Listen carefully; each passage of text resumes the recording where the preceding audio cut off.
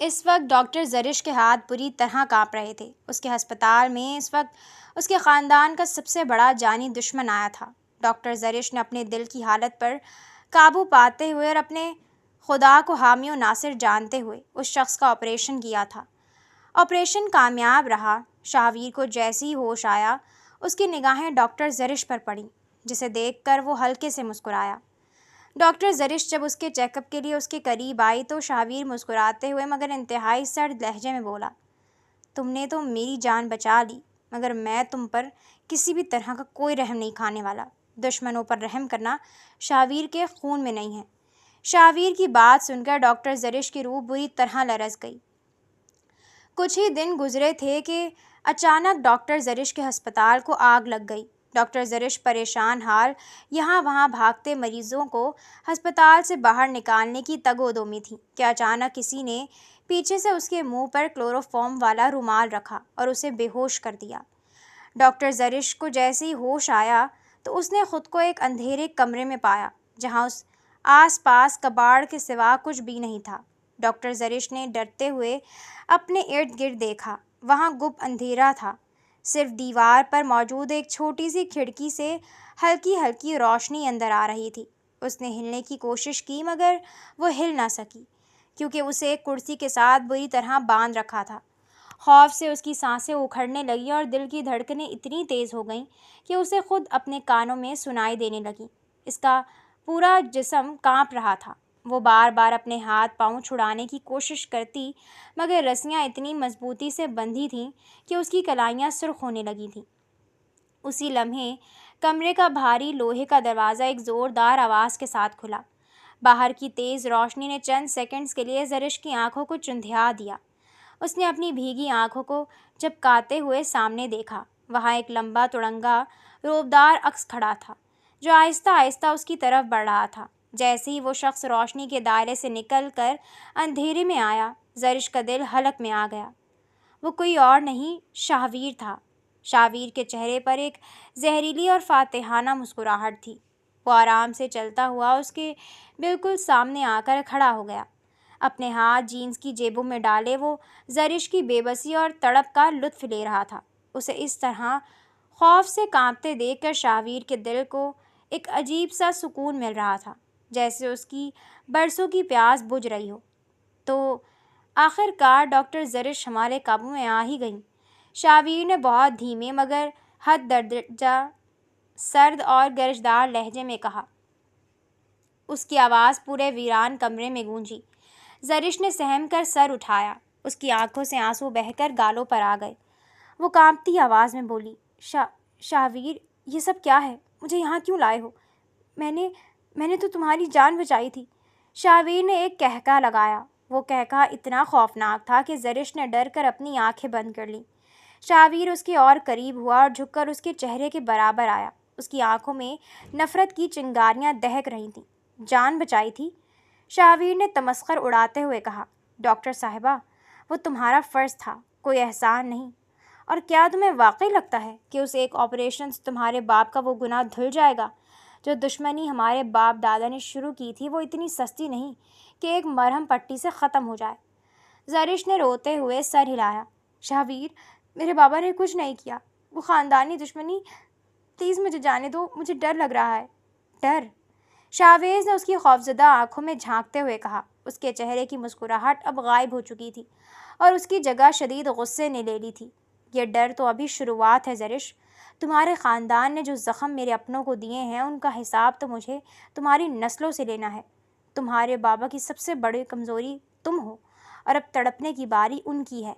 شاہویر نے اس کے چہرے کے قریب آ کر اس کے آنسوؤں کو دیکھا مگر اس کے دل میں رحم کا ایک قطرہ بھی نہیں جاگا۔ خاندانی نفرت نے اس کے اچھے دل پر سنگ دلی کا پردہ ڈال رکھا تھا۔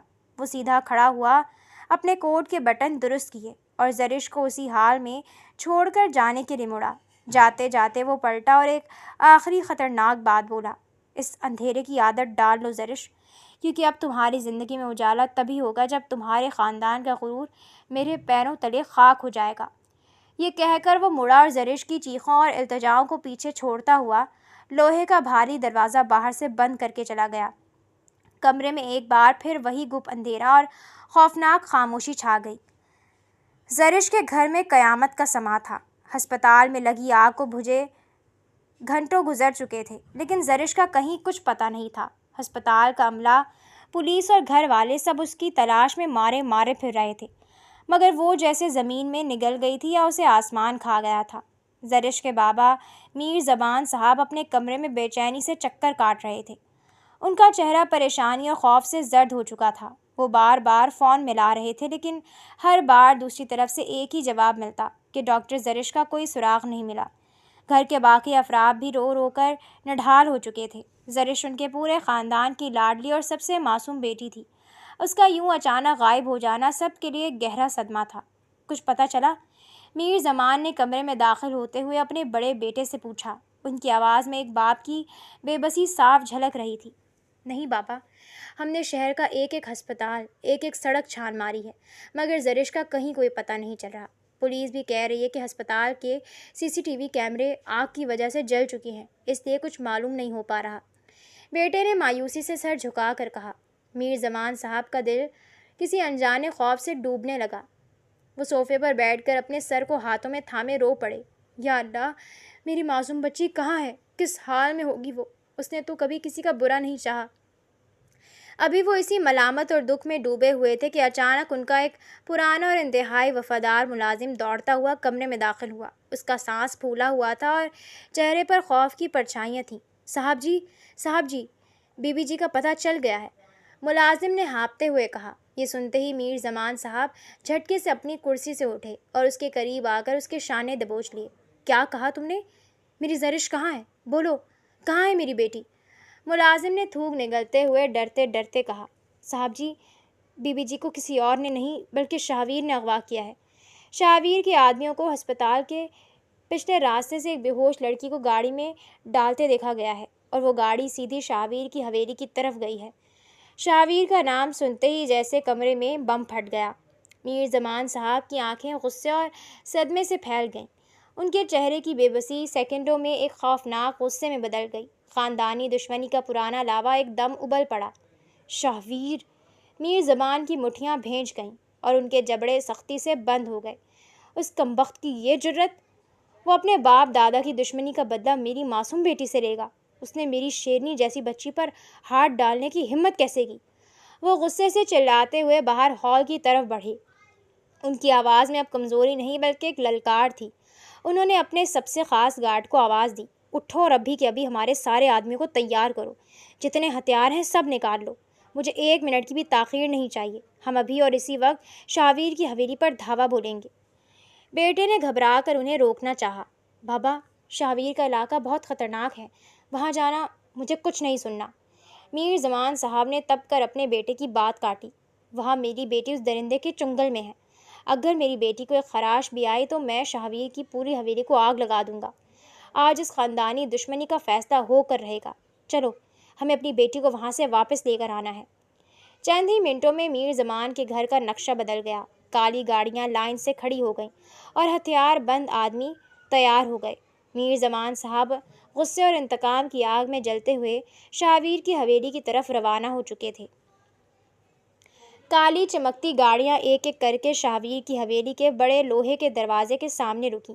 گاڑیوں کے رکتے ہی میر زمان صاحب کے مسلح آدمی پوزیشن سنبھال چکے تھے۔ حویلی کے گارڈز نے جیسے ہی یہ منظر دیکھا، ان کی بندوقیں بھی تن گئیں اور فضا میں ایک دم تناؤ پھیل گیا۔ میر زمان صاحب غصے سے بھرے قدم اٹھاتے ہوئے گاڑی سے اترے۔ ان کی آنکھوں میں خون اترا ہوا تھا۔ انہوں نے حویلی کے در و دیوار کی طرف دیکھا اور پوری طاقت سے چلائے، شاہویر! باہر نکلو شاہویر! کہاں چھپ کر بیٹھے ہو؟ میری بیٹی کو سامنے لاؤ۔ ان کی گرج دار آواز پورے دالان میں گونج اٹھی۔ ابھی ان کی آواز کی گونج ختم بھی نہیں ہوئی تھی کہ حویلی کے بڑی لکڑی کے دروازے کھلے۔ اندر سے سفید ریش روب دار اور غصے سے لال چہرے کے ساتھ شاہویر کے دادا جان میر غضنفر صاحب باہر آئے۔ ان کے چلنے کے انداز میں ایک پرانا جاہو جلال اور تکبر تھا، جسے دیکھ کر میر زمان کے آدمیوں نے چوکنا ہو کر اپنی بندوقوں پر گرفت مضبوط کر لی۔ کیا بدتمیزی ہے یہ میر زمان! میر غضنفر صاحب نے انتہائی غصے اور گرجدار لہجے میں کہا۔ ان کی آواز میں بلا کا دبدبا تھا۔ تمہاری ہمت کیسی ہمارے جاہو جلال کی امین اس حویلی میں اس طرح قدم رکھنے کی؟ اور یہ بندوقیں کسے دکھا رہے ہو؟ بھول گئے کہ شاہویر کے دادا کی حویلی ہے؟ یہاں موت کا کھیل منٹوں میں شروع ہو سکتا ہے۔ مجھے اپنے جاہو جلال کا روب مت دکھائیں میر غضنفر صاحب، میر زمان صاحب نے تب کر آگے بڑھتے ہوئے کہا۔ ان کا لہجہ بھی سخت تھا۔ میں یہاں کوئی خاندانی لڑائی لڑنے نہیں آیا، میں یہاں اپنی بیٹی لینے آیا ہوں۔ کہاں ہے میری زرش؟ میری بیٹی مجھے واپس کرو۔ میر غضنفر صاحب نے تعجب اور غصے کے ملے جلے تاثرات سے انہیں دیکھا اور بولے، تمہارا دماغ خراب ہو گیا میر زمان، ہم نے تمہاری بیٹی کی شکل تک نہیں دیکھی، نہ وہ یہاں ہے اور نہ ہمارا اس سے کوئی لینا دینا ہے۔ اپنی خاندانی رنجشوں کو اپنی بیٹی کے غائب ہونے کا بہانہ مت بناؤ۔ جھوٹ مت بولیے، میر زمان صاحب چلائے۔ آپ کا پوتا وہ کمبخت شاہویر میری معصوم بچی کو اغوا کر کے یہاں لایا ہے۔ میری آدمیوں نے اس کی گاڑی کو ہسپتال سے یہاں آتے دیکھا ہے۔ وہ شاہویر ہی ہے جو میری بیٹی کو اٹھا کر لایا ہے۔ زبان سنبھال کر بات کرو میر زمان۔ میر غضنفر صاحب کا پارا 7ویں آسمان پر پہنچ گیا۔ انہوں نے اپنا ہاتھ ہوا میں لہراتے ہوئے کہا، میرا پوتا شاہویر ایسی گھٹیا اور گری ہوئی حرکت کبھی نہیں کر سکتا۔ عورتوں کو اٹھانا اور ان کے پیچھے چھپنا تم لوگوں کے خاندان کا وتیرہ رہا ہے، ہمارا نہیں۔ ہمارا خاندان دشمنی میں بھی مردوں سے کرتا ہے، معصوم لڑکیوں سے نہیں۔ ابھی یہ تکرار چل ہی رہی تھی کہ حویلی کے اندر سے شاہویر کے پاپا میر شیر علی صاحب بھی باہر آ گئے۔ ان کے چہرے پر بھی شدید غصہ تھا اور وہ سیدھے میر زمان کے سامنے آ کر کھڑے ہو گئے۔ بہت ہو گیا ہے میر زمان، اب اپنی بکواس بند کرو اور ابھی کے ابھی اپنے ان گندے آدمیوں کو لے کر یہاں سے دفع ہو جاؤ۔ شیر علی صاحب نے بہت سخت اور حتمی لہجے میں کہا، ہمارا صبر اب جواب دے رہا ہے، اگر 1 منٹ کے اندر تم لوگ یہاں سے نہ نکلے تو یہاں فضول میں لاشوں کے ڈھیر گر جائیں گے۔ ہم نے تمہاری بیٹی کو نہ دیکھا اور نہ ہی وہ ہمارے پاس ہے۔ ہوا میں گولیوں کی بو پھیلنے لگی تھی، دونوں طرف سے بندوقوں کے گھوڑے چڑھنے کی آوازیں آئیں۔ میر زمین صاحب نے ایک لمحے کے لیے شیر علی صاحب اور پھر غضنفر صاحب کی آنکھوں میں دیکھا۔ ان دونوں کے چہروں پر سچائی اور اپنے پوتے پر اندھا یقین صاف جھلک رہا تھا۔ میر زمان صاحب کو سمجھ آ گئی کہ شاہویر نے یہ سب اپنے گھر والوں سے چھپا کر کیا ہے، اسی لیے دادا اور باپ اتنے یقین سے انکار کر رہے ہیں۔ غصے اور انتقام سے بھرا ایک باپ جو چند منٹ پہلے حویلی کو آگ لگانے آیا تھا، اپنی بیٹی کی معصومیت اور نزاکت کا سوچ کر ایک دم اندر سے ٹوٹ گیا۔ ان کا وہ غصہ سیکنڈوں میں ایک مجبور باپ کی بے بسی میں بدل گیا۔ میر زمان صاحب نے اپنے آدمیوں کو ہاتھ کے اشارے سے بندوقیں نیچے کرنے کا کہا۔ ان کے اپنے شانے جھک گئے اور وہ شیر علی صاحب کے اور قریب آ گئے۔ ان کی آنکھوں میں آنسو تیرنے لگے جو ان کے بوڑھے گالوں پر بہہ نکلے۔ میں آپ کے آگے اپنے ہتھیار ڈالنے کو تیار ہوں شیر علی صاحب۔ میر زمان کی آواز رند گئی، وہ بالکل ٹوٹے ہوئے انداز میں بولے، ہماری پچھلی ساری دشمنی، سارے گناہ میں سب اپنے سر لیتا ہوں۔ آپ جو سزا کہیں گے میں بھگتنے کو تیار ہوں، بس میری بیٹی مجھے واپس کر دیں۔ وہ بہت نازک ہے، بہت حساس ہے، وہ اس اندھیرے اور خوف کو برداشت نہیں کر پائے گی، اس کا دل بہت کمزور ہے۔ میر زمان صاحب کی یہ بے بسی دیکھ کر شیر علی صاحب اور غضنفر صاحب ایک لمحے کے لیے اندر سے ہل گئے، کیونکہ ایک دشمن باپ کو یوں گڑ گڑاتے دیکھنا ان کے لیے غیر متوقع تھا۔ مگر شاہویر کے باپ نے اپنے دل کو سخت کیا اور سرد لہجے میں بولا، ہم تمہاری کسی بات پر یقین نہیں کرنے والے میر زمان۔ جب ہم کہہ رہے ہیں کہ وہ ہمارے پاس ہے ہی نہیں تو بات ختم، یہاں سے چلے جاؤ اس سے پہلے کہ ہمارا غصہ حد سے بڑھ جائے۔ میر زمان صاحب نے مایوسی سے ان کی طرف دیکھا، وہ تڑپ رہے تھے لیکن سامنے پتھر کی دیواریں تھیں جو شاہویر کی اس حرکت سے بالکل بے خبر تھے۔ وہ اپنی بیٹی کی زندگی کے لیے اندر ہی اندر مر رہے تھے، جبکہ حویلی کے پچھلے حصے کی اسی اندھیرے کمرے میں زرش بندھی ہوئی تھی، ان کی مدد کا انتظار کر رہی تھی۔ میر زمان صاحب کے جانے کے کچھ ہی دیر بعد شاہویر حویلی واپس آیا۔ جیسے ہی اس نے دلان میں قدم رکھا، ملازم نے ادب سے سر جھکا کر کہا، شاہویر صاحب، بڑے سرکار آپ کو اندر لاؤنج میں بلا رہے ہیں۔ شاہویر نے اپنے کوٹ کے بٹن کھولے اور پر اعتماد قدموں کے ساتھ لاؤنج کی طرف بڑھ گیا۔ وہاں میر غضنفر صاحب اور میر شیر علی صاحب انتہائی سنجیدہ چہروں کے ساتھ بیٹھے اس کا انتظار کر رہے تھے۔ جی دادا جان، آپ نے بلایا؟ شاہویر نے نرمی سے پوچھا۔ میر غضنفر صاحب نے اپنی عقاب جیسی تیز نظریں شاہویر کے چہرے پر ٹکائیں اور روبدار آواز میں بولے، شاہویر، کچھ دیر پہلے میر زمان اپنے مسلح آدمیوں کے ساتھ ہماری حویلی پر آیا تھا۔ اس کا دعویٰ تھا کہ تم نے اس کی جوان بیٹی ڈاکٹر زرش کو اغوا کیا ہے۔ کیا یہ سچ ہے؟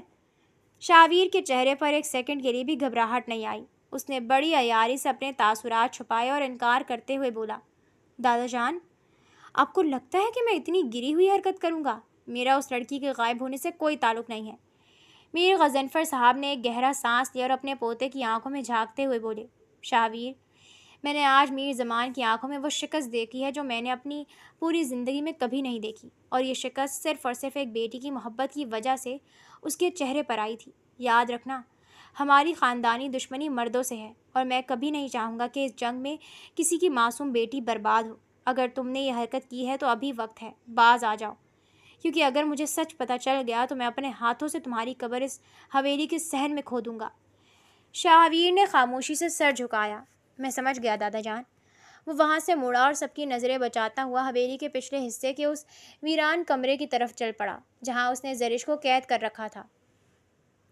شاہویر نے جیسے ہی لوہے کا بھاری دروازہ کھولا، اندر کا منظر دیکھ کر اس کے دل میں ایک ہلکی سی کسک اٹھی جسے اس نے فوراً جھٹک دیا۔ زرش کی حالت اس وقت بہت بری ہو چکی تھی۔ رسیاں بندھی ہونے کی وجہ سے اس کا پورا جسم اکھڑ رہا تھا، اس کا چہرہ پسینے اور آنسوؤں سے تر تھا، اور آنکھیں رو رو کر سوج چکی تھیں۔ منہ پر رومال باندھے ہونے کی وجہ سے اس کا پورا چہرہ درد سے تپ رہا تھا۔ شاہویر آگے بڑھا اور جھٹکے سے اس کے منہ سے رومال کھولا۔ زرش نے گہرا سانس لیتے ہوئے اپنی سوجی ہوئی آنکھیں کھولیں۔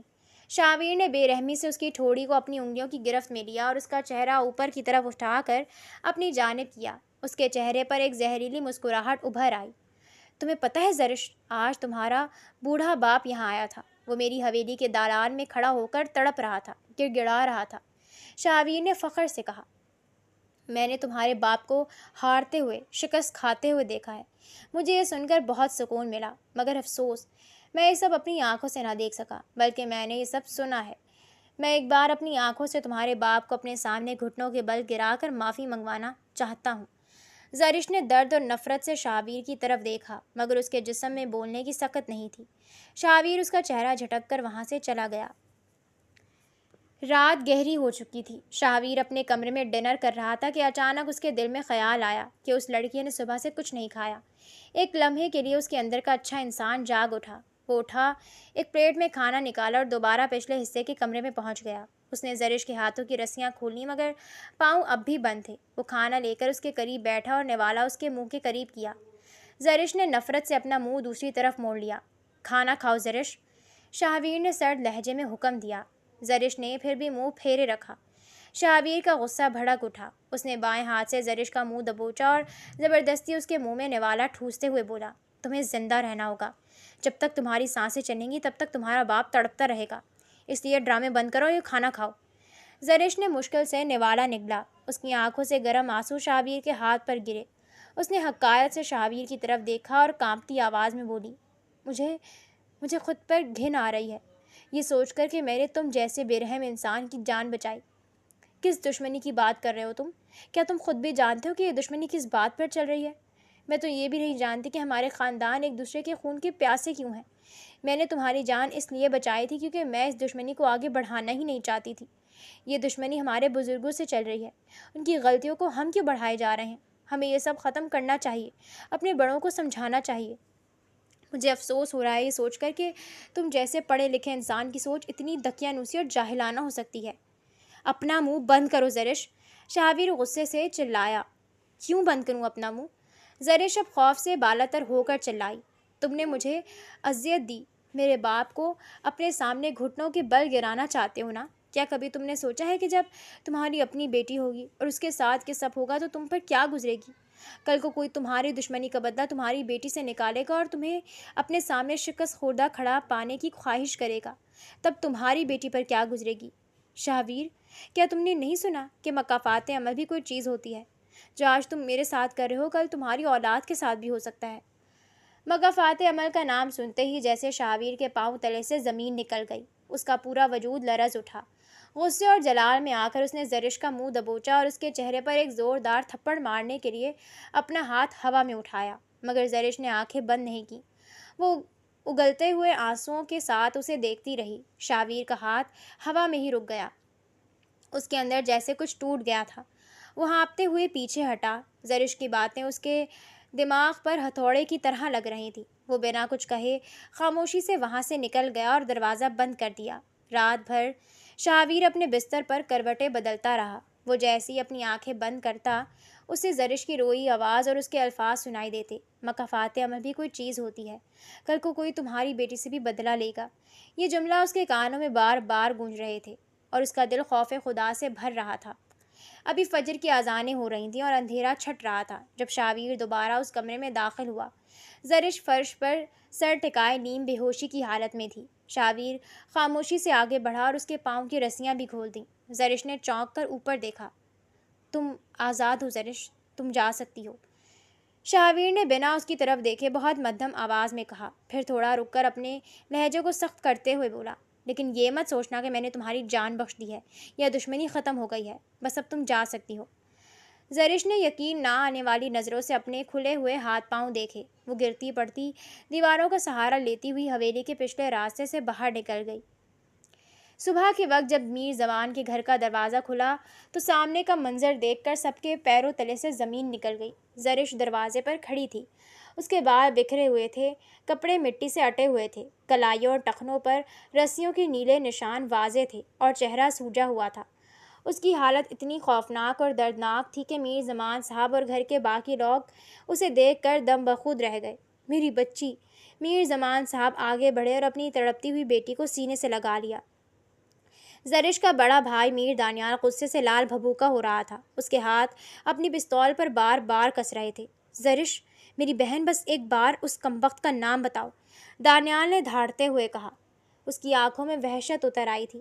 صرف ایک بار زبان سے اس کا نام لو، خدا کی قسم اس کا سر کاٹ کر تمہارے قدموں میں نہ پھینکا تو میرا نام میر دانیال نہیں۔ کس کی اتنی جرأت ہوئی کہ میں ہمارے خاندان کی عزت پر ہاتھ ڈالے؟ زرش جو اب تک سر جھکائے خاموش کھڑی تھی نے آہستہ سے اپنا سر اٹھایا۔ اس کی سوجھی ہوئی آنکھوں میں اب خوف نہیں تھا بلکہ ایک گہرا کرب، غصہ اور بیزاری تھی۔ اس نے اپنے باپ اور بھائی کے چہروں پر باری باری دیکھا اور پھر ایک ایسی سرد اور کاٹدار ہنسی کہ پورے ہال میں موجود گارڈز بھی کانپ اٹھے۔ کس کا نام بتاؤں بھائی؟ زرش کی آواز حویلی کے در و دیوار سے ٹکرائی۔ آپ لوگوں کی دشمنی، آپ لوگوں کی نفرت اور آپ لوگوں کی اس جھوٹی انا کی وجہ سے آج میں اس حال میں اس گھر کی دہلیز پر پہنچی ہوں۔ کیا آپ لوگوں کو ذرا بھی رحم نہیں آ رہا؟ کیا ذرا سی بھی خدا ترسی باقی نہیں رہی آپ لوگوں کے دلوں میں؟ کیا آپ سب یہ بھول گئے ہیں کہ آپ لوگوں نے اپنے رب کے حضور بھی جانا ہے، وہاں پیش ہونا ہے اور اپنے ایک ایک عمل کا حساب دینا ہے؟ اس کی بات پر دانیال نے کچھ کہنا چاہا مگر زرش نے ہاتھ اٹھا کر اسے خاموش رہنے کا اشارہ کیا۔ اس کے لہجے کی گرج بڑھتی چلی گئی۔ آخر کب تک آپ لوگ اپنے بڑوں کی اس جاہلانہ دشمنی کو اگلی نسلوں میں زہر بنا کر بڑھاتے چلے جائیں گے؟ کیوں نہیں سمجھتے آپ لوگوں کی یہ اندھی نفرت ہم جوان نسلوں کو برباد کر رہی ہے۔ آج کچھ بھی ہو سکتا تھا میرے ساتھ، میری عزت خراب ہو سکتی تھی، میرے ہاتھ پاؤں ٹوٹ سکتے تھے، میری جان بھی جا سکتی تھی۔ کیا آپ لوگوں نے ایک بار بھی اس بارے میں سوچا؟ زرش کی آنکھوں سے تیزی سے آنسو بہنے لگے مگر اس کی آواز میں کمزوری نہیں تھی۔ کیوں سوچیں گے آپ لوگ؟ آپ لوگوں کو تو صرف قتل کرنا آتا ہے، گولیاں چلانا آتا ہے، ایک دوسرے کو مارنا اور لاشیں بچھانا آتا ہے۔ اس کے سوا آپ لوگوں کو کچھ سکھایا ہی نہیں گیا۔ اب آپ کیا چاہتے ہیں میں اس شخص کا نام بتاؤں جس نے یہ سب کیا تاکہ آپ لوگ ہتھیار اٹھائیں، وہاں جائیں، مزید لاشیں بچھائیں، نفرت کی اس آگ میں خود بھی مریں اور اپنے ساتھ ان معصوم گارڈز کو بھی سولی پر چڑھا دیں، وہاں پھر قتل و غارت ہو، یعنی کتنی ہی عورتیں مزید بیوہ ہو جائیں، کتنی ہی معصوم بچیاں یتیم اور مسکین ہو جائیں اور سب کے سروں سے ان کے اپنوں کا سایہ چھن جائے۔ پورے لاؤنج میں اس وقت صرف زرش کی آواز گونج رہی تھی۔ میر زمان صاحب نے نظریں جھکا لیں جبکہ دانیال کا ہاتھ بندوق سے ڈھیلا پڑ گیا۔ چلو، اگر آپ کو ان معصوموں کا خیال نہیں تو کیا آپ لوگوں نے ایک بار بھی میرے اور میرے ماں کے بارے میں سوچا؟ زرش نے اپنے بابا کی طرف تڑپ کر دیکھا۔ اگر وہاں لڑائی میں آپ لوگوں کو کچھ ہو گیا، کوئی گولی آپ کے یا بھائی کے سینے پر لگ گئی تو یہاں ہمارا کیا ہوگا؟ آپ کے بچوں کا کیا ہوگا؟ ان پر کیا گزرے گی؟ آپ لوگوں کی بیویوں کا کیا ہوگا؟ کبھی سوچا ہے آپ نے؟ نہیں، کیوں سوچیں گے؟ آپ لوگوں کو تو بس ایک ایسی دشمنی آگے چلانی ہے جس کا نہ کوئی سر ہے نہ پیر، نہ کسی کو یہ پتہ ہے کہ یہ دشمنی کیوں چل رہی ہے اور نہ ہی کسی کو یہ جاننے میں کوئی دلچسپی ہے۔ ہاں، بس بندوقیں اٹھا رہے ہیں، گولیاں چلا رہے ہیں، کیوں چلا رہے ہیں، کس لیے چلا رہے ہیں، کسی کو بھی نہیں پتہ۔ زرش نے ایک لمبا سانس لیا۔ اس کا پورا وجود کانپ رہا تھا۔ اس نے دیوار کا سہارا لیا اور سب کی طرف دیکھتے ہوئے آخری فیصلہ کن بات کہی، میرا کڈنیپر کوئی اور نہیں، شاہویر ہے۔ شاہویر کا نام سنتے ہی دانیال نے تپ کر بندوق اٹھائی، مگر زرش نے اسے اپنی للکار سے وہیں روک دیا۔ جائیں، بچھا دی جتنی لاشیں بچانی ہیں، لیکن جانے سے پہلے میری ایک بات کا جواب دیجیے گا بابا۔ مجھے ڈاکٹر بنانے سے پہلے آپ نے خود مجھ سے ایک بات کہی تھی کہ بیٹا چاہے تمہارے سامنے تمہارا جانی دشمن ہی کیوں نہ ہو، تم پوری کوشش کرنا کہ تمہارے ہاتھوں کسی کی موت نہ ہو۔ تمہیں ڈاکٹر اس لیے بنایا ہے تاکہ تم دوسروں کے زخموں پر مرہم رکھ سکو۔ تو پھر بتائیں بابا، مجھ سے دوسروں کے زخموں پر مرہم رکھوا کر آپ خود کیوں دوسروں کے زخموں کو کرید رہے ہیں؟ بتائیں، کیوں کر رہے ہیں سب؟ زرش کے اس آخری سوال نے جیسے میر زمان صاحب اور دانیال کے پیروں تلے سے زمین نکال دی۔ پوری حویلی میں ایسا ہولناک سناٹا چھا گیا کہ کسی کے سانس لینے کی آواز تک نہ آ رہی تھی۔ میر زمان صاحب کا سر ندامت سے جھک گیا اور دانیال کے ہاتھ سے بندوق فرش پر گر گئی۔ زرش نے سب پر ایک آخری مایوس نظر ڈالی، اپنے بکھرے ہوئے دوپٹے کو سنبھالا اور بنا کچھ کہے لنگڑاتی ہوئی اپنے کمرے کی طرف چلی گئی۔ اس نے اندر سے دروازہ بند کر لیا۔ اس واقعے کو 3 دن گزر گئے تھے۔ ان 3 دنوں میں زرش نے خود کو کمرے میں بند رکھا۔ وہ کسی سے بات نہیں کرتی تھی، نہ کسی کی طرف دیکھتی تھی۔ وہ بالکل خاموش ہو چکی تھی، اپنی ہی ایک الگ دنیا میں مگن، جہاں صرف سائیں سائیں کرتی تنہائی تھی۔ گھر والے اس کی حالت دیکھ کر کڑھتے تھے، مگر کسی میں ہمت نہیں تھی کہ اس کے سامنے جا کر بات کر سکے۔ 3 دن بعد زرش نے خود کو سنبھالا، اپنا وائٹ کوٹ اٹھایا اور دوبارہ ہسپتال جوائن کر لیا۔ وہ اپنے کام کے ذریعے ذہنی اذیت سے باہر نکلنا چاہتی تھی۔ وہ ہسپتال میں اپنے کیبن میں بیٹھی مریضوں کی فائلیں دیکھ رہی تھی کہ ہسپتال کے ایک جونیئر ڈاکٹر نے اندر آ کر ادب سے کہا، ڈاکٹر زرش، وہ جو 3 دن پہلے ایک VIP پیشنٹ کا بڑا آپریشن ہوا تھا نا، وہ اپنے ریگولر چیک اپ کے لیے آئے ہیں۔ سرجن صاحب راؤنڈ پر ہیں، اس لیے انہوں نے کہا ہے کہ اس پیشنٹ کا چیک اپ آپ خود کر لیں۔ زرش نے سر ہلایا، ٹھیک ہے، انہیں اندر بھیج دیں۔ چند ہی لمحوں بعد کیبن کا دروازہ کھلا اور جو شخص اندر داخل ہوا اسے دیکھ کر زرش کے ہاتھ میں موجود پین وہیں رک گیا۔ سامنے شاہویر کھڑا تھا۔ وہ ہمیشہ کی طرح روبدار لگ رہا تھا، مگر اس کے چہرے پر وہ پرانا تکبر اور سرد مہری غائب تھی۔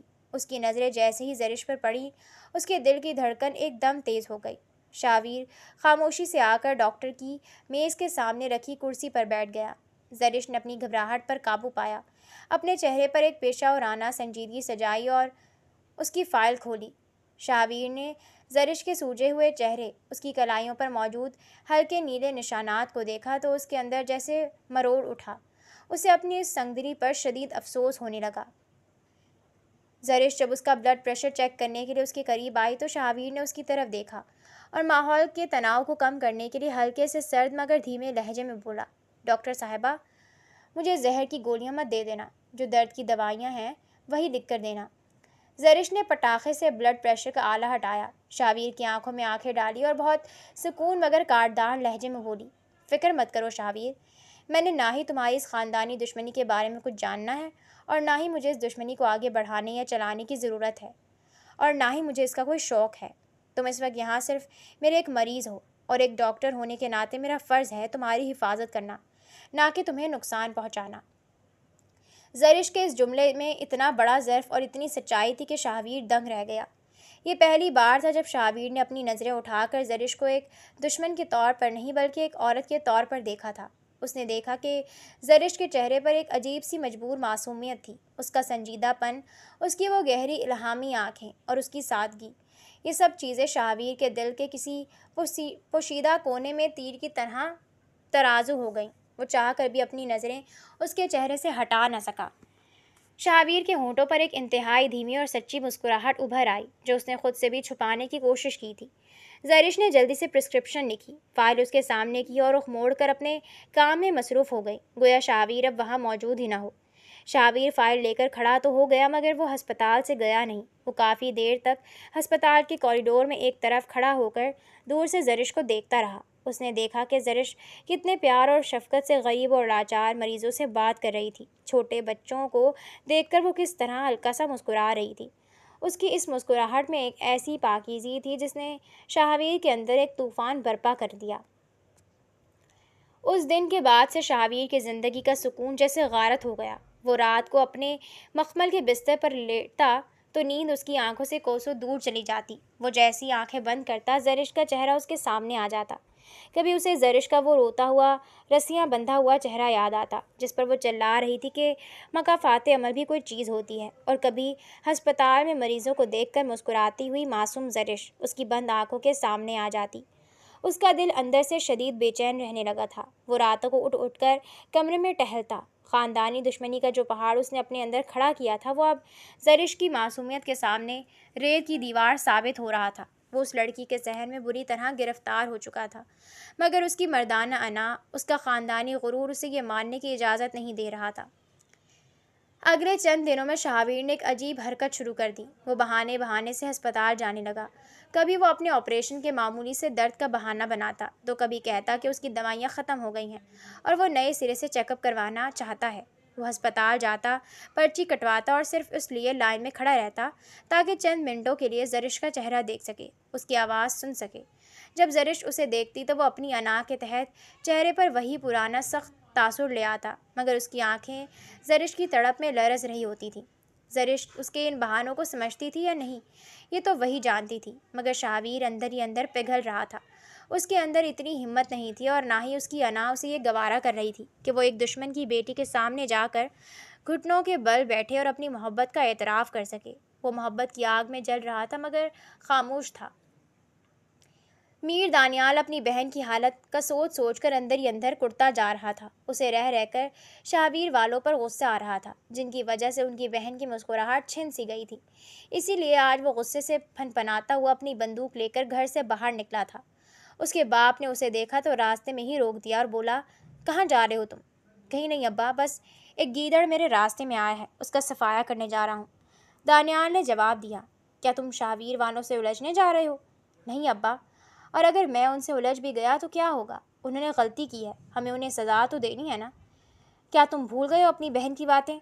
उसने जो कुछ भी कहा याद नहीं है क्या तुम्हें? सब जानता हूँ बाबा, मगर उसकी मासूमियत खो सी गई है।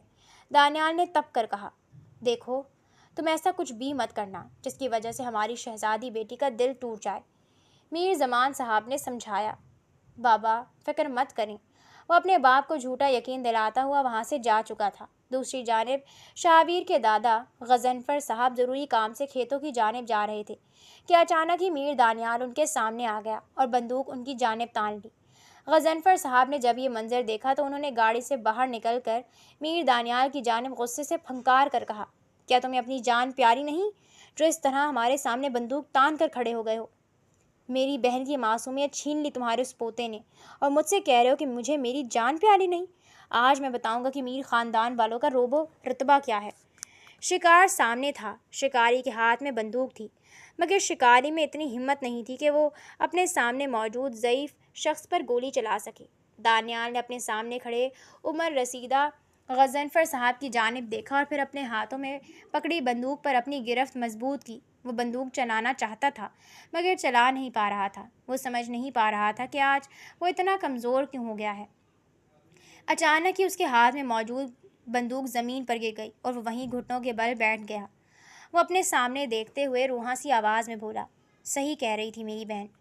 हम लोग नहीं जानते कि हमारे बड़ों में ये दुश्मनी किस वजह से है, मगर फिर भी हम लोग बंदूकें उठाए मासूम और बेकसूर लोगों को मारते ही चले जा रहे हैं, उन्हें उनके अपनों से दूर करते जा रहे हैं। हमने उसे डॉक्टर बनाते हुए ये तो कहा कि वो अपनों की जान बचाए, दुश्मनों का ख्याल रखे और अपने शोबे में दोस्ती दुश्मनी ना देखे, बल्कि अपना फ़र्ज़ देखे। मगर क्या हम लोग ख़ुद अपनी अना को ख़त्म नहीं कर सकते, अपनी अना को दूर नहीं फेंक सकते? गज़नफ़र साहब, मुझे शिकायत है, शदीद शिकायत है आपके पोते से कि उसने मेरी बहन को अगवा करके उससे उसकी मासूमियत और उसकी मुस्कुराहट छीन ली। मगर आप जानते हैं, मुझ में अब इतनी ताकत नहीं है कि मैं ये बंदूक चला सकूं। जब से मुझे पता चला है कि मेरी बहन को अगवा करने वाला आपका पोता है, मैं तब से अंदर ही अंदर गुस्से, नफ़रत और बदले की आग में जल रहा था। आज जब मैं उसे मारने के लिए निकला तो रास्ते में आप आ गए। सोचा आपको जान से मार डालूंगा, मगर क्या करूं? मैं नहीं कर सकता ये सब। मैं आपसे माफ़ी मांगता हूं। मेरे बाबा ने हथियार फेंक दिए हैं, इस वजह से नहीं कि वो डर गए हैं या कमज़ोर पड़ गए हैं, बल्कि इस वजह से कि उनकी बेटी ने उन्हें हकीकत से रोशनास करवा दिया है। उनकी बेटी ने उन्हें बता दिया है कि बिना वजह की दुश्मनियाँ पाल लेना घाटे के सौदे के सिवा और कुछ भी नहीं। इसीलिए आज मैं भी हथियार फेंक रहा हूँ और आपसे माफ़ी मांगता हूँ। میر دانیال اپنی بات کہہ کر وہاں سے پلٹا ہی تھا کہ اچانک اس کے عقب سے گولی چلنے کی آواز آئی۔ اس نے چونک کر پلٹ کر دیکھا تو غضنفر صاحب کے سینے پر گولی لگی تھی اور وہاں سے تیزی سے خون بہہ رہا تھا۔ وہ بھاگ کر ان کے قریب گیا اور انہیں زمین پر گرنے سے بچاتے ہوئے آس پاس دیکھ کر زور سے چلایا، کون ہے وہاں؟ کس نے گولی چلائی ہے؟ مگر شام کے ڈھلتے سایوں میں کھیتوں میں موجود کوئی بھی شخص اسے نظر نہ آیا۔ اس نے فوراً ہی غضنفر صاحب کے ڈرائیور کی جانب دیکھا اور اسے گاڑی نکالنے کا کہا۔ تھوڑی ہی دیر میں ان کی گاڑی ہسپتال کے پارکنگ ایریا میں موجود تھی۔ اسٹریچر لایا گیا اور اس پر غضنفر صاحب کے خون آلود وجود کو ڈال کر ہسپتال کے اندر کی طرف بھگایا گیا۔ دانیال چلا کر ڈاکٹروں کو پکار رہا تھا۔ زرش جو ہسپتال کے ICU وارڈ میں موجود مریضوں کو دیکھ رہی تھی، اپنے بھائی کی چیخیں سن کر اس کا دل حلق میں آ گیا۔ وہ فوراً ہی بھاگ کر باہر آئی، جہاں اس نے غضنفر صاحب کا خون سے لت پت وجود دیکھا۔ اس نے بنا کسی سوال جواب کے فوراً ہی غضنفر صاحب کو آپریشن تھیٹر میں منتقل کروایا اور باقی ڈاکٹرز کو الرٹ کیا۔ تھوڑی ہی دیر میں یہ بات پوری شاہویر حویلی میں پھیل چکی تھی اور سب لوگ ہسپتال پہنچ گئے تھے۔ میر زمان بھی یہ خبر سن کر وہاں آ چکے تھے۔ شاہویر نے غصے اور جلال میں دانیال کا گریبان تھاما اور چیختے ہوئے بولا، اگر میرے دادا کو کچھ بھی ہوا تو میں جان لے لوں گا تمہاری۔ تم نے میرے دادا کی یہ حالت کی ہے، خدا کی قسم میں تمہاری پوری نسلیں برباد کر دوں گا۔ جبکہ دانیال نظریں جھکائے بالکل خاموش کھڑا تھا۔ وہ کچھ کہہ بھی نہیں سکتا تھا، کیونکہ وہ جانتا تھا کہ اگر اس نے کچھ کہا تب بھی اس وقت کوئی اس پر یقین نہیں کرے گا۔ میر زمان نے اپنے بیٹے کی جانب دیکھا اور اس کی آنکھوں میں موجود شکستگی، نرمی اور آنسو دیکھ کر وہ محسوس کر چکے تھے کہ یہ غلطی ان کے بیٹے نے نہیں کی ہے، مگر وہ خاموش رہے کیونکہ وہ جانتے تھے کہ اس وقت متوقع واردات پر ان کے بیٹے کے سوا کوئی دوسرا موجود نہیں تھا جسے وہ مجرم ٹھہراتے۔ سب لوگ خاموش تھے اور دل ہی دل میں دعائیں کر رہے تھے کہ غضنفر صاحب خیریت سے رہیں۔ 3 گھنٹے کی طویل اور سخت محنت کے بعد زرش آپریشن تھیٹر سے باہر آئی۔ اس نے ایک افسوس بھری نگاہ اپنے بھائی پر ڈالی اور پھر دوسری نگاہ شاہویر کے گھر والوں پر، جو امید بھری آنکھوں سے اسی کو دیکھ رہے تھے۔ پھر زرش کی آہستہ مگر پرسکون آواز پورے کوریڈور میں گونجی، وہ اب خطرے سے باہر ہیں، گھبرانے کی کوئی ضرورت نہیں ہے۔ یہ الفاظ زندگی کی نئی نوید تھے یا خوشی کا کوئی آشیانہ، وہ سمجھ نہیں پا رہے تھے، مگر ان الفاظ کو سن کر ان سب کے سینوں میں جو سکون اترا تھا اس کا اندازہ کوئی دوسرا یا تیسرا نہیں کر سکتا تھا۔ شاہویر نے جذبات سے مغلوب ہو کر سب کے سامنے زرش کو اپنے سینے سے لگا لیا۔ یہ منظر دیکھ کر وہاں موجود سب لوگوں کے منہ کھلے کے کھلے رہ گئے، جبکہ زرش نے شدید حیرت سے شاہویر کی جانب دیکھا۔ شاہویر خوشی اور جذباتی انداز میں بولا، آج تم نے ثابت کر دیا کہ زرش دشمنیاں پالنے والوں میں سے تم نہیں ہو۔ مجھے رشک ہے اپنی پسند پر، میری نگاہوں نے تمہیں بالکل صحیح پسند کیا تھا۔ میں آج سب کے سامنے تم سے کہنا چاہتا ہوں کہ میں تم سے محبت کرتا ہوں، اس وجہ سے نہیں کہ میں اس خاندانی دشمنی کو ختم کرنا چاہتا ہوں، بلکہ اس وجہ سے کہ تم نے مجھے جینے کا صحیح طریقہ سکھایا ہے۔ میں تم سے بے تحاشا محبت کرتا ہوں۔ ہاں، اب فیصلہ تمہارا ہے، تم اگر انکار بھی کرو گی تو میں تمہارے اس فیصلے کو سر آنکھوں پر رکھوں گا، اور میں وعدہ کرتا ہوں کہ تمہارے فیصلے کا بھرم رکھوں گا اور اس دشمنی کو آگے نہیں چلاؤں گا۔ مگر تمہارے بھائی نے جو یہ گناہ کیا ہے، اس سے پہلے کہ وہ اپنی بات پوری کر پاتا، زرش شاہویر کی آنکھوں میں دیکھتے ہوئے فوراً بول پڑی، اگر یہ گناہ میرے بھائی نے کیا ہوتا شاہویر، تو میرا بھائی کبھی بھی تمہارے دادا جان کو خود تڑپتے ہوئے ہسپتال لے کر نہ آتا۔ یہ گناہ اس نے نہیں کیا اور اس کا مطلب صاف ہے کہ وہ بھی نہیں چاہتا تھا کہ تمہارے دادا کو کچھ ہو۔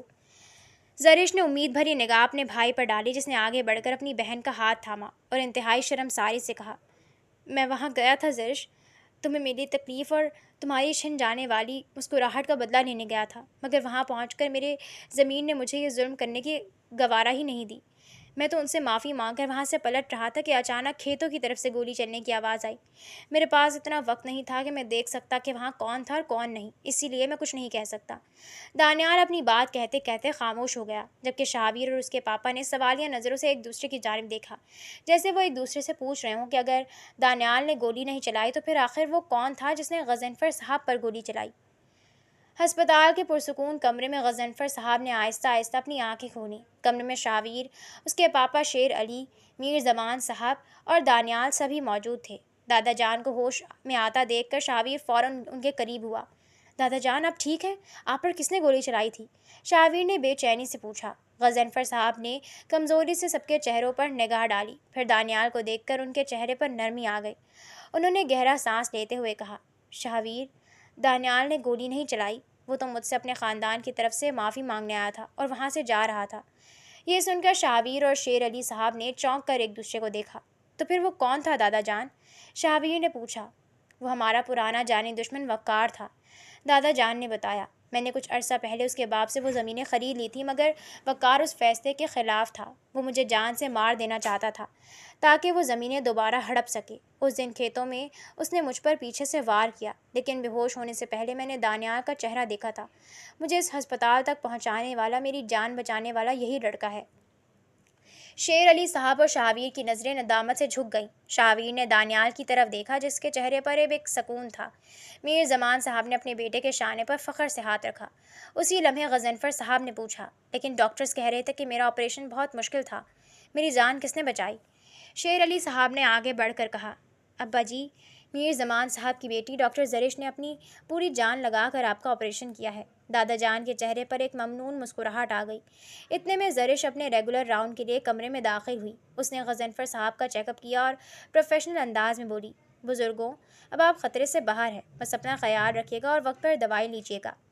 غضنفر صاحب نے محبت سے زرش کے سر پر ہاتھ رکھا۔ جیتی رہو میری بچی، آج تمہارے پورے خاندان نے ہم پر وہ احسان کیا ہے جس کا بدلہ ہم کبھی نہیں اتار سکتے۔ شاہویر یک ٹک زرش کو دیکھ رہا تھا۔ اس کی نگاہیں زرش کو جیسے خود سے باندھ رہی تھیں۔ زرش نے اس کی تڑپتی نظروں کو محسوس کیا اور شرما کر نظر جھکاتے ہوئے کمرے سے باہر چلی گئی۔ ڈاکٹرز نے غضنفر صاحب کو آرام کرنے کا مشورہ دیا اور سب باہر آ گئے۔ اس واقعے کے ایک ہفتے بعد اتوار کا دن تھا۔ غضنفر صاحب اب بالکل ٹھیک ہو کر حویلی آ چکے تھے۔ آج شاہویر، اس کے پاپا اور دادا جان اپنے خاص ملازمین کے ساتھ میر زمان صاحب کی حویلی پہنچے۔ اتوار کا دن ہونے کی وجہ سے میر زمان، دانیال اور زرش سب گھر پر ہی موجود تھے۔ جیسے ہی شاہویر اور اس کے گھر والے دالان میں داخل ہوئے، میر زمان صاحب نے آگے بڑھ کر ان کا استقبال کیا۔ دونوں خاندانوں کے بزرگ لاؤنج میں آمنے سامنے بیٹھے۔ غضنفر صاحب نے میر زمان کا ہاتھ اپنے ہاتھوں میں لیا اور بولے، میر زمان صاحب، آج ہم یہاں اپنی پرانی خاندانی دشمنی کو ہمیشہ ہمیشہ کے لیے دفن کرنے آئے ہیں۔ جو نفرتیں ہمارے بزرگوں نے شروع کی تھیں، ہم انہیں اپنی اولاد کے نصیب میں نہیں لکھنا چاہتے۔ کیا آپ دوستی کا یہ ہاتھ تھامیں گے؟ میر زمان صاحب کی آنکھوں میں آنسو آ گئے۔ انہوں نے مسکراتے ہوئے کہا، غضنفر صاحب، میری بیٹی نے مجھے بہت پہلے سمجھا دیا تھا کہ بلا وجہ کی دشمنیاں صرف گھاٹے کا سودا ہوتی ہیں۔ میں بھی اس نفرت سے تھک چکا ہوں۔ دونوں بزرگوں نے ایک دوسرے کو گلے سے لگا لیا۔ دانیال اور شیر علی صاحب نے بھی ایک دوسرے سے ہاتھ ملایا۔ برسوں پرانی خاندانی دشمنی سیکنڈوں میں محبت اور دوستی میں بدل چکی تھی۔ سب لوگ جب نیچے بات چیت میں مصروف تھے تو شاہویر نے موقع پا کر سب کی نظریں بچائیں اور خاموشی سے سیڑھیاں چڑھتا ہوا اوپر ٹیرس پر آ گیا۔ زرش وہاں اکیلی کھڑی تھی۔ ہوا سے اس کا دوپٹہ لہرا رہا تھا اور وہ کھلے آسمان کو دیکھ رہی تھی۔ شاہویر کے قدموں کی آہٹ سن کر وہ پلٹی۔ سامنے شاہویر کو دیکھ کر وہ چونکی۔ کیسی ہو تم زرش؟ شاہویر نے بہت دھیمے اور گہرے لہجے میں پوچھا۔ وہ آہستہ آہستہ اس کے قریب آ رہا تھا۔ میں ٹھیک ہوں۔ زرش نے دھڑکنوں کو سنبھالتے ہوئے نظریں جھکائیں۔ آپ یہاں اوپر کیوں آئے ہیں؟ نیچے سب آپ کا انتظار کر رہے ہیں۔ شاہویر اس کے بالکل سامنے آ کر رک گیا۔ اس کی آنکھوں میں اب کوئی نفرت نہیں تھی، صرف اور صرف بے پناہ محبت تھی۔ میں یہاں اپنی زندگی کے سب سے اہم سوال کا جواب لینے آیا ہوں زرش۔ تم نے اب تک میری محبت کا جواب نہیں دیا۔ زرش نے جان بوجھ کر تھوڑا نخرہ دکھایا اور رخ موڑ کر بولی، میں کیوں دوں جواب؟ اور کس نے کہا کہ مجھے آپ سے محبت ہے؟ مجھے آپ سے کوئی محبت نہیں ہے۔ مجھے آپ بالکل پسند نہیں اور مجھے آپ سے شادی بھی نہیں کرنی۔ شاہویر کے ہونٹوں پر ایک دلکش مسکراہٹ ابھر آئی۔ وہ ایک قدم اور آگے بڑھا، یہاں تک کہ زرش کی پیٹھ ٹیرس کی ریلنگ سے جا لگی۔ شاہویر نے جھک کر اس کی جادوئی آنکھوں میں دیکھا۔ اچھا، محبت نہیں ہے تو پھر ہسپتال میں میری ایک جھلک دیکھنے کے لیے تمہاری آنکھیں کیوں ترستی تھیں؟ زرش کا چہرہ شرم سے سرخ ہو گیا۔ وہ وہاں سے بھاگنے لگی، مگر شاہویر نے نرمی سے اس کی نازک کلائی کو اپنے مضبوط ہاتھوں میں تھام لیا۔ اس کی گرفت میں اب درد نہیں بلکہ اپنائیت کا احساس تھا۔ زرش، میں تم سے وعدہ کرتا ہوں، یہ دشمنی اب کبھی ہمارے بیچ نہیں آئے گی، بلکہ اب تو نیچے ہمارے بڑوں نے دوستی کے ہاتھ ملا لیے ہیں اور یہ دشمنی ہمیشہ کے لیے ختم ہو چکی ہے۔ میں اپنی نئی زندگی کی شروعات صرف اور صرف تمہارے ساتھ کرنا چاہتا ہوں۔ کیا تم میرا ساتھ دو گی؟ شاہویر کا لہجہ اتنا سچا اور محبت سے بھرپور تھا کہ زرش کے دل کی رہی سہی دیواریں بھی گر گئیں۔ اس نے اپنی سوجی ہوئی پرانی یادوں کو بھلا کر شاہویر کی آنکھوں میں دیکھا، جہاں اب صرف اس کا عکس تھا۔ ہاں، زرش نے بہت آہستہ سے اقرار کیا۔ اس کی آواز ہوا کے جھونکے جیسی تھی۔ شاہویر کا دل خوشی سے لبریز ہو گیا۔ اس نے آگے بڑھ کر زرش کے دونوں ہاتھوں کو اپنے ہاتھوں میں لیا اور جھک کر انتہائی عقیدت اور محبت سے اس کے پاکیزہ ماتھے پر اپنے ہونٹ رکھ دیے۔ زرش نے شرماتے ہوئے اپنی آنکھیں بند کر لیں اور شاہویر کے سینے سے لگ گئی۔ ہوا کا ایک خوشگوار جھونکا ان کے گرد گھوم گیا، جیسے قدرت بھی ان کے اس ملن پر مسکرا رہی ہو۔ کچھ ہی دیر بعد شاہویر اور زرش شرماتے ہوئے نیچے لاؤنج میں آئے۔ دونوں کے چہروں کی رونق اور مسکراہٹ دیکھ کر بزرگ سب سمجھ گئے۔